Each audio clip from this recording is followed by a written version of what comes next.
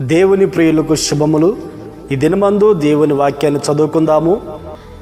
అపోస్తలుడు దైవజనుడు పౌలు గారు కొరింథీ సంఘానికి రాసిన 2వ పత్రిక 3వ అధ్యాయము 18వ వాక్యము చివరి వాక్యాన్ని మనం చదువుకున్నప్పుడు,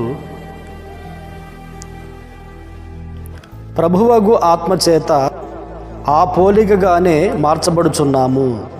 ప్రియ దేవుని బిడ్డలారా, దేవుడు మొదట మానవుణ్ణి తన చేతులతో నిర్మించి తన పోలిక చొప్పున చేసి దేవుడు తన మహిమను ఆ వ్యక్తికి అనుగ్రహించి ఉన్నాడు. ఏదైనా తోటను కాచుకోమని, సేద్యం చేయమని దేవుడు వారిని అక్కడ ఉంచి ఉన్నారు. అయితే అపవాది అయిన సాతాను చేత మానవుడు మోసపరచబడి దేవుని ఆజ్ఞను అతిక్రమించి దేవుడిచ్చిన మహిమను కోల్పోయి ఉన్నారు. ఆ కోల్పోయిన ఆ మహిమను మరలా మానవునికి తిరిగి ఇవ్వాలని ప్రభు అయిన యేసుక్రీస్తు సర్వశక్తిగల దేవుడు ఈ లోకానికి దిగివచ్చి ప్రజలందరి కొరకు ప్రాణం పెట్టి పునరుద్ధానపు శక్తితో 3వ దినాన ఆయన లేచి ఉన్నాడు.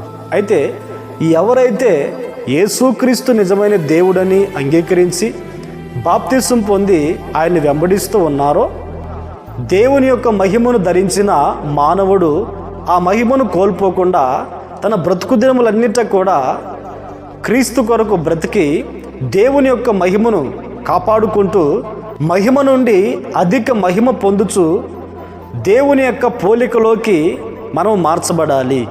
ఇది దేవుని యొక్క ఉద్దేశము, దేవుని యొక్క నిర్ణయమై ఉన్నది. ఈ దినమందు బాప్తిసం పొందిన ప్రతి వారు కూడా క్రీస్తుకు కలిగిన ఆ మహిమను పొందుకోవాలని, క్రీస్తు ఏ మహిమలో ఉన్నాడో, క్రీస్తు ఎంత మహిమతో ఉన్నాడో ఆ మహిమను పొందుకోవాలని ఈ ఆత్మీయ జీవితంలో ప్రతి వారు కూడా ప్రయాణం చేయించు ఉన్నారు. అయితే క్రీస్తుకు కలిగిన ఆ మహిమను మనం పొందుకోవాలంటే మన శక్తి వలన, మన సామర్థ్యత వలన సాధ్యపడదు, కానీ దేవుని యొక్క ఆత్మ చేత అది సాధ్యమవుతుంది. దేవునికి మహిమ కలుగునుగాక. ప్రియ దేవుని బిడ్డలారా, మహిమ నుండి అధిక మహిమను మనం పొంది క్రీస్తు పోలికగా, ఆ పోలికగా మనం మార్చబడాలంటే దేవుని యొక్క ఆత్మను మనం పొందుకొని ఉండాలి.